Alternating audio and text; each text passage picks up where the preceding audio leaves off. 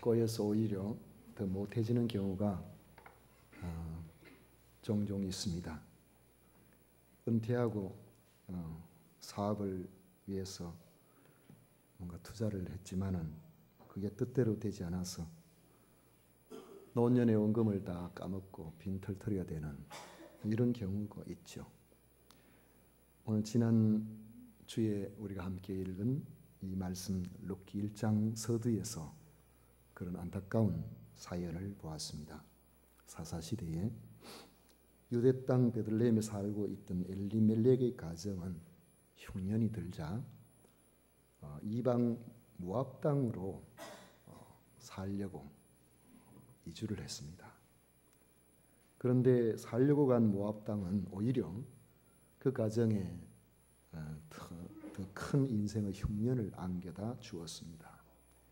가장인 엘리멜렉이 그곳에 가서 얼마 있지 아니해서 가족들을 남겨두고 죽었던 것입니다.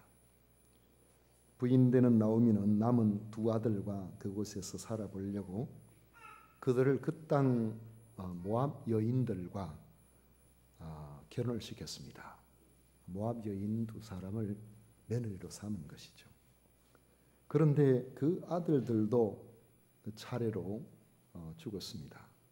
이주한 지 10년 만에 나오미는 자신을 비롯해서 과부가 된 두 며느리와 아무런 희망도 없이 그 땅에 살게 된 것입니다.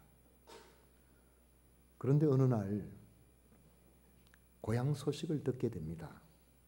6절 말씀에 보면 그 여인이 모압 지방에서 여호와께서 자기 백성을 돌보시사 그들의 양식을 주셨다 함을 듣고 했습니다.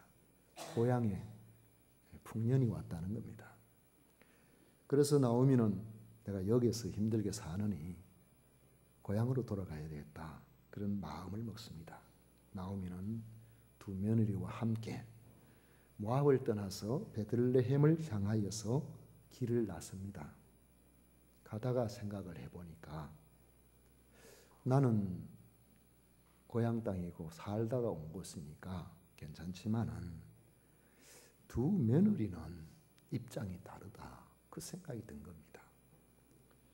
자신은 돌아가면은 낯설지도 않고 거기는 일가 친척도 있지만 두 며느리는 요즘으로 말하면은 외국에서 살려온 사람하고 마찬가지 아니겠습니까? 그 얼마나 차별이 많은지. 애 낳고 남편은 한국 사람이라고 해도 나중에 아이들 학교 보내면은 따돌림을 당한다든지 이런 경우가 많이 있다고 그러죠. 모압 여인인 두 며느리는 정상 과부로서 낯선 타지에서 자식도 없이 고생할 게 뻔하다, 그런 생각이 든 것이죠. 그래서 가던 길을 멈추고 나오미는 두 며느리에게 말합니다. 너희는 각각 친정집에 돌아가라. 가서 좋은 사람 만나서 인생을 새롭게 잘 살았으면 좋겠다. 그래요. 지금까지 죽은 남편이나 살아있는 나를 너희들이 얼마나 잘 섬겨주었느냐. 그런 것처럼 하나님께서도 너희들에게 잘 해주실 거라고 나는 생각한다. 오늘 말씀에 그렇게 하고 나오미가 고향에 가기로 결정한 것처럼 두 며느리인 오르바와 룻도 이제 오늘 말씀에 보면은 친정으로 돌아갈 것인가 아니면은 시어머니와 함께 낯선 베들레헴으로 갈 것인가를 선택해야 되는 그런 상황이 된 것입니다. 오르바는 친정으로 돌아갈 것을 선택했고 룻은 시어머니와 함께 베들레헴으로 갈 것을 선택했습니다. 우리는 인생을 살면서 뜻하지 않는 온갖 상황과 사건들을 만납니다. 그리고 선택이 요구되는 경우가 발생합니다. 그럴 때마다 우리는 어떻게 선택해야 되는가? 내가 그리스도인으로서 내가 하나님을 믿는 사람으로서 나는 어떻게 선택해야 될 것인가 고민하게 된다는 것입니다. 오늘 우리는 세 사람의 경우를 생각하면서 우리는 어떻게 선택해야 될 것인가를 함께 고민하는 시간이 되기를 바랍니다. 먼저 나오미의 경우를 보겠습니다. 시어머니 나오미는 베들레헴으로 돌아가기로 결심했죠. 그래서 두 며느리와 함께 그들이 살던 곳을 정리하고 유다 땅으로 돌아가려고 길을 떠났습니다. 그 결정은 나중에 옳았다는 것이 증명이 됩니다. 우리가 가는 인생길이 잘못된 길이었다거나 실패의 길이라고 인식될 때에 가던 길을 멈추고 돌아갈 수 있다는 것, 뒤돌아갈 수 있다는 것, 이것은 큰 용기에 해당됩니다. 많은 사람들이 잘못 결정해놓고 잘못해놓고도 잘못된 것을 알면서도 방향을 잘 돌리지 못하는 경우가 있죠. 왜요? 사람 눈치 때문에. 남들이 나를 어떻게 볼까? 그 생각 때문에. 분명히 이건 아니다는 것을 알면서도 방향을 돌리지 못하는 경우가 많습니다. 나오미 같은 경우도 그렇지 않겠습니까? 베들레헴으로 돌아가면은 아이고 저 흉년 들었다고 다 일가친척 팽개치고 살아보려고 가더니만은 저 얼딱 망해가지고 돌아왔네. 뒤에서 그런 말을 할 사람이 얼마든지 있는 거죠. 그런 소리를 어떻게 가서 듣겠어요? 그런 이야기를 듣고 싶은 사람이 어디에 있겠습니까? 차라리 안 보이는 데 가서 죽든지 살든지 그래 살고 싶지, 돌아가서 남들한테 안 좋은 소리 누가 듣고 싶겠습니까? 우리가 가던 길을 멈추고 잘못된 것을 알았을 때에 되돌아갈 수 있다는 것, 그것은 큰 용기에 해당이 됩니다. 잘못된 길을 인식하고 되돌아선다는 것은 매우 훌륭한 일이라는 것이죠. 그러나 나오미의 경우에 그의 고향으로 돌아가고자 하는 결정은 옳았지만 그 동기조차도 옳은 것은 아니었습니다. 그가 고향으로 돌아가고자 한 이유는 고향 땅에 양식이 있다는 소식을 들었기 때문입니다. 나오미의 가정이 베들레헴에 살다가 10년 전에 모압으로 가게 된 것도 똑같은 이유였습니다. 모압 땅에 가면은 양식이 있다는 소식, 그곳에 뭔가 먹고 살 것이 있다는 그것 때문에 그쪽으로 간 것이죠.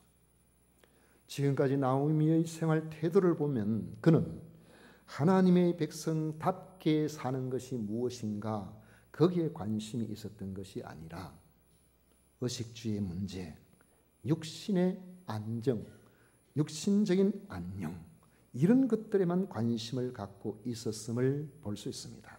그가 돌아가려고 마음먹은 것도 베들레헴의 풍족한 양식이었습니다. 그동안 수많은 어려움을 겪었지만 아직도 깨닫지 못하고 여전히 육적인 것에만 관심을 가지고 있었던 것입니다.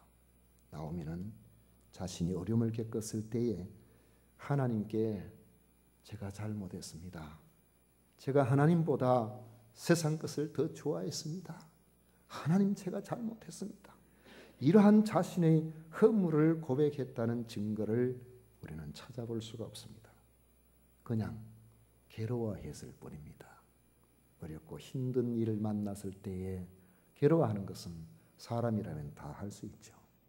13절 말씀 끝에 보면 여호와의 손이 나를 치셨으므로 나는 너희로 말미암아 더욱 마음이 아프도다. 그렇게만 말씀하고 있습니다. 나오미는 오는 도중에 그들의 며느리들에게 고향으로 돌아갈 것을 권고합니다. 나오미는 자신보다는 그 며느리의 장래가 더 걱정이 됐어요. 11절에 보면 나오미가 이르되 내 딸들아 돌아가라. 너희가 어찌 나와 함께 가려느냐? 내 태중에 너희의 남편 될 아들들이 아직 있느냐? 여러분, 내 태중에 너의 남편 될 아들들이 아직 있느냐?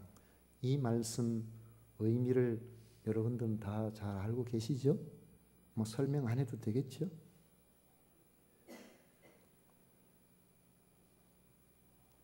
그때의 문화를 우리 알지 않습니까? 그 당시의 문화는 특히 이스라엘 백성들, 뭐 이스라엘 백성들만 그런 건 아닙니다. 율법에도 나와 있습니다만은 결혼을 해서 살면서 아이를 낳지 못하고 남편이 죽었을 때, 지금은 혼자라도 살 수가 있는 길들이 좀 있잖아요. 직장도 구할 수 있고. 옛날에는 안 그랬습니다. 남편 죽어버리면은 자식도 없고 하면은 그 사람은 살 길이 막막해. 그래서 이러한 사람들을 구제하기 위한 사회 보장 차원에서 그들은 남동생이 대신하여 죽은 형을 대신해서 결혼을 합니다. 그래가지고 거기에 아이를 낳게 해서 그 아이에게 형의 몫으로 가문도 이어주고 그리고 살 길도 마련해주고 그렇게 해준단 말이죠. 나오미가 하는 말이, 내 아들 둘이 있는데 장성한 아들 둘 다 죽어버렸는데 너 나 따라온다고 해서 내 배 안에 아이 있는 것도 아니고 지금 내가 나이가 많아 늙었는데 지금 무슨 결혼해가지고 새로 애 낳아가지고 나 그럴 형편도 아니지 않느냐. 나 따라가면 희망이 없다. 그러니까 돌아가서 친정집에 가서 있으면서 좋은 사람 만나서 결혼해서 아이 낳고 그렇게 행복하게 살라는 것이죠. 이런 경우를 보면은 시어머니 나오미는 순전히 며느리들의 입장에서 그들의 행복을 위하여 건면하는 좋은 시어머니의 모습을 보여줍니다. 그런데 그보다 더 중요한 며느리들의 영혼 문제에는 관심이 없어요. 며느리들의 영적인 문제에는 무감각합니다.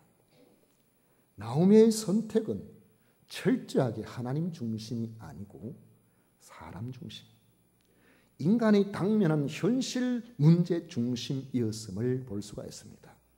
이처럼 영적 판단력이 없게 되면은 인생은 우선은 이런 선택, 이런 권면은 당장 보면은 누구를 유익하게 하는 것처럼 보이지만은 결국에는 자신뿐만 아니라 다른 사람들에게까지도 결과적으로 나쁜 영향을 주게 되는 것입니다. 영적 판단력이 없는 사람들이 충고를 할 때에 그 충고를 유의해서 우리가 들어야 되는데 나를 유익할 것처럼 달콤하게 그렇게 다가오더라도 우리가 함부로 귀를 기울여서는 안 됩니다. 오늘도 세상에는 믿노라 하면서 육신의 문제만 관심 있는 이들이 얼마나 많습니까? 바로 나오미와 같은 사람이죠. 그 다음에는 오르바의 경우를 우리 생각을 해보십시다. 오르바는 나오미와 함께 베들레헴으로 가다가 시어머니가 돌아가라고 하는 시어머니 말을 듣고는 아닙니다. 저는 어머니하고 같이 가겠습니다. 그렇게 했습니다. 그러나 어머니하고 같이 가겠다고 했던 이 오르바는 시어머니와 인정적으로 가지고 있었던 감정이었음이 금방 드러납니다. 나오미가 같이 가겠다는 그에게 현실적으로 나와 함께 하는 것이 장래에 얼마나 위험한 일인지 소망 없는 일인지를 설득을 하니까 결국 오르바는 그러나 알겠습니다. 어머니 여기서 헤어지고 저는 돌아가겠습니다. 눈물을 흘리면서 돌아가고 말았어요. 오르바는 시어머니와의 관계나 사람의 도리를 모르는 사람이 아닙니다. 가급적 인간 도리에 따라 살고자 하는 선한 마음도 가지고 있는 사람입니다. 그러나 사람의 도리를 따라 사는 것이 평생의 고생이 될 수 있겠다는 그런 생각이 들 때에 생각을 달리 먹었다는 것이죠. 친정집으로 돌아가 버렸습니다. 오르바가 나쁜 사람은 아니지만은 선택의 기로에 있을 때에 그는 자신의 안락을 선택한 것입니다. 사람들 중에는 어떤 동기로 교회에 출석하고 신앙에 대한 관심도 가집니다. 그러나 도중에 어려운 일이 생기면은 완전히 신앙을 포기하고 전혀 믿지 않던 상태로 돌아가 버리는 경우도 있습니다. 그 이유는 예수님보다는 세상에 더 관심이 많기 때문에 그렇습니다. 보다 큰 가치를 추구하는 것은 좁은 문과 같습니다. 그 길을 가는 것은 쉽지 않습니다. 내게 유익이 별로 없는 것처럼 느껴질 수도 있습니다. 좋은 문으로 들어가는 그 길을, 그러한 것을 추구하는 것이 얼마나 힘들고 멀고 어렵습니까? 반면에 세상에서의 자기 유익은 마치 내 손에 쑥하고 애쓰면 금방 내 손에 잡힐 듯이 가까이 있어 보입니다. 이때 대부분의 사람들은 자기의 유익을 선택해 버립니다. 그렇지만은 잠시 잠깐의 세상 유익이나 재미 때문에 보다 큰 가치, 영원한 가치가 있는 이런 것을 버린다는 것은 인생살이에서 절대로 현명한 일이 아닙니다. 그래서 히브리서 기자는 히브리서 10장 38절 39절 말씀에서 나의 의인은 믿음으로 말미암아 살리라 또한 뒤로 물러가면 내 마음이 그를 기뻐하지 아니하리라 하셨느니라. 우리는 뒤로 물러가 멸망할 자가 아니요 오직 영혼을 구원함에 이르는 믿음을 가진 자니라 라고 하면서 뒤로 물러가지 말고 어떤 경우에라도 앞으로 전진하라고 우리들에게 독려하고 있습니다. 옛 생활로 돌아간 오르바에 대해서 성경은 더 이상 그를 언급하지 않습니다. 그것으로 끝이에요. 우리 인생살이에 주변의 사람들에게 그가 어떤 삶을 살았는지 우리는 모릅니다. 잘 살았다고 해도, 장수하며 살았다고 해도 그는 그 인생 언어의 삶을 살다가 끝이 나버립니다. 그는 분명하게 우리가 알 수 있는 것이 하나 있다면은 하늘나라 영원한 소망이 있는 천국 생명을 놓쳐버렸다는 것이죠. 땅의 것을 추구하다가 세상 유익을 쫓다가 그는 영원한 생명을 잃어버린 그런 사람으로 우리는 알 수 있습니다. 마지막으로 루스의 선택을 한번 보십시오. 룻기 1장에 시어머니 나오미는 루스에게 문맥적으로 볼 때는 3번이나 돌아가라고 합니다. 그냥 단순히 언어적으로 보면 4번 나오지만은 아직 젊은 여인이 평생을 시어머니만 모시다가 인생을 마칠 수도 있는데 시어머니는 너를 놓아주겠다. 가서 재혼해서 친정에 가서 잘 살아라. 이걸 강하게 권고하니까 앞으로 시어머니 따라가서 그곳에 낯선 곳에 가서 장래가 불투명한 그런 데 가서 살아야 되는데 얼마나 갈등이 심했겠어요. 그런데 룻은 돌아가지 않았습니다. 오늘날도 우리 주변의 사람들과 환경들로부터 우리는 이런 이야기를 종종 듣습니다. 돌아가라. 편하게 살아라. 가족이 더 중요하지 않느냐. 이러한 유혹과 압박을 받는 사람들이 많이 있습니다. 세상과 육신은 우리를 끊임없이 옛 생활로 돌아가라고 그렇게 합니다. 여기서 어찌 우리가 갈등이 없겠습니까? 그러나 하나님의 뜻은 하나님을 모르는 세계로 우리가 돌아가는 것이 아닙니다. 룻은 바른 결단을 내리기가 심히 어려운 상황이 있었지만 올바른 결정을 했습니다. 그는 흔들리지 않고 시어머니를 따르기로 결정했던 것입니다. 14절에 보면 그들이 소리를 높여 다시 울더니 오르바는 그의 시어머니에게 입맞추되 룻은 그를 붙쫓았더라 했습니다. 이 같은 결정을 하게 된 근본 원인이 무엇일까요? 그것은 시어머니와 하나님에 대한 사랑입니다. 베들레헴의 유력자였던 보아스는 2장에서 이렇게 말해줍니다. 룻에 대한 평가를 내 남편이 죽은 후로 내가 시어머니에게 행한 모든 것과 내 부모와 고국을 떠나 전에 알지 못하던 백성에게로 온 일이 내게 분명히 알려졌느니라. 나중에 베들레헴에서의 생활에서도 그건 분명히 증명이 됩니다. 룻에게는 자신의 아내보다는 시어머니와 하나님에 대한 사랑이 있었기 때문에 그건 뒤돌아서지 않았던 것이죠. 여기 보면은 14절 끝에 룻은 그를 붙쫓았더라 했는데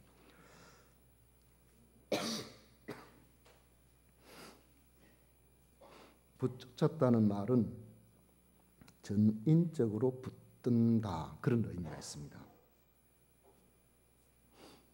마음을 다하고 뜻을 다하고 힘을 다하여 따른다는 말입니다. 여러분 오늘 날씨 좋죠?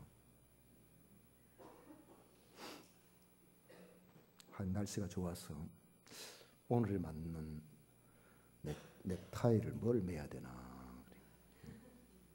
벚꽃은 지나가 버렸고 지금은 가장 봄의 예쁜 꽃들 중에 하나인 복숭아꽃, 도화꽃의 색상을 좀 닮은 넥타이.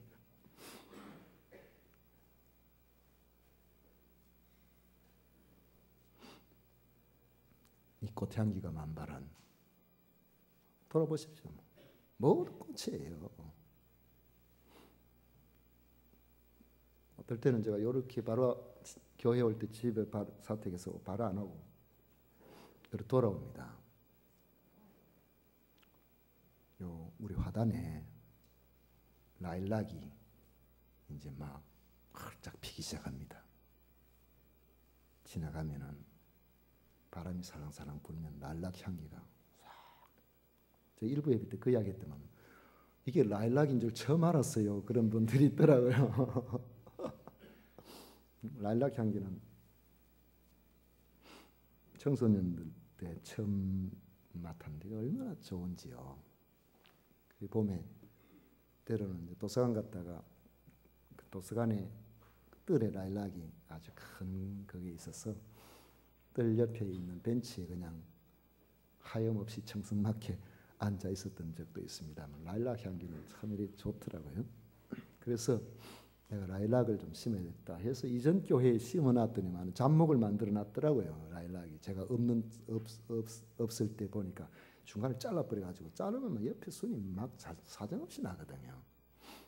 그래가지고 이제 우리 교회에서는 라일락을 또 새로 심어놨는데 저 엽순 나오는 엽순 계속 자르고 중간 끝만 키워나니까 제법 아주 튼튼한 나무가 됐는데 작년에는 꽃이 산더니만 올해는 꽃이 얼마나 좋은지 여러분 꼭 라일락 꽃 향기를 한번 맡아보시기를 바랍니다.